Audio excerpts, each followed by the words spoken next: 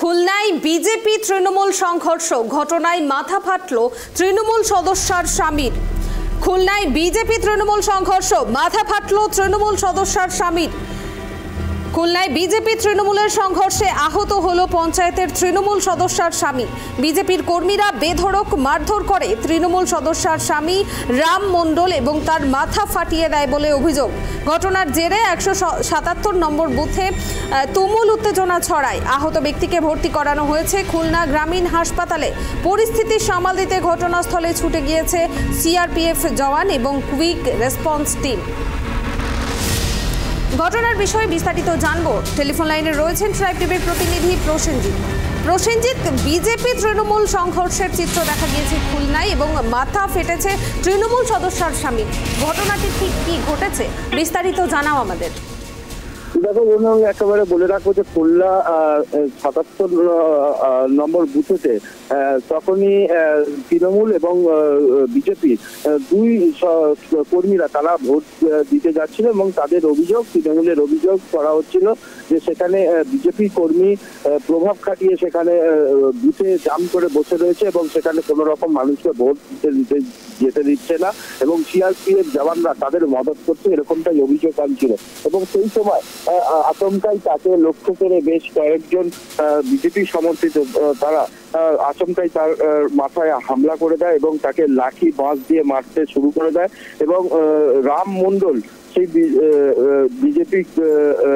BJP কর্মীরা যারা বেধড়ক মারধর করে তৃণমূলের স্বামী রাম মণ্ডলকে এমনই মারধর করে তার মাথায় 3খানা স্টিচ হয় এবং তাকে খুলনা গ্রামীণ হাসপাতালে ভর্তি করা হয় এবং পরবর্তী সময় তাকে খুলনা থেকে তাকে নিয়ে যাওয়া হয়েছে সন্দেশখালীতে এবং সেখানে তিনি থানায় অভিযোগ করবেন এবং নির্বাচন কমিশনকে গোটা বিষয়টা জানাবেন এবং ঘটনাস্থলে সিআরপিএফ জওয়ানরা উপস্থিত হন এবং কুইক রেসপন্স টিম তারা উপস্থিত হয় এবং যেটা জানা যাচ্ছে যে এই ঘটনার পরিপ্রেক্ষিতে এখনো পর্যন্ত সেখানে বেশ কিছুক্ষণ উত্তপ্ত হয়ে রয়েছে এবং গোটা পরিস্থিতি যেহেতু গ্রামীণ এলাকায় এরকম একটা উত্তপ্ত সৃষ্টি করা হচ্ছে বিজেপির পক্ষ থেকে দফায় দফায়, এরকমটাই কিন্তু বারংবার অভিযোগ আসছে নির্বাচন কমিশনের কাছে।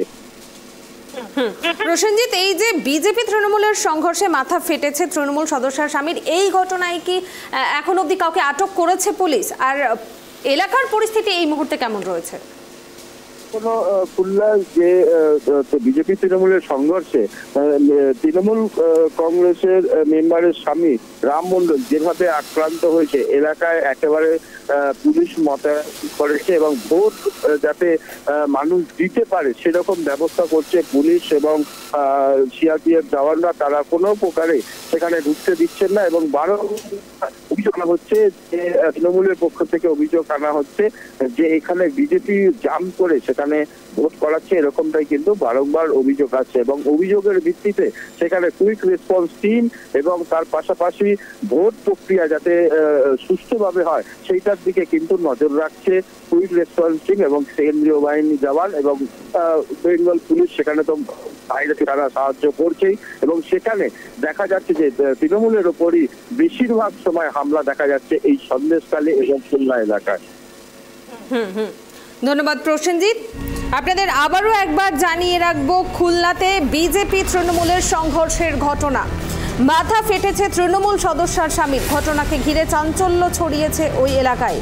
খুলনায় বিজেপি তৃণমূল সংঘর্ষে আহত হন পঞ্চায়েতের তৃণমূল সদস্যার স্বামী।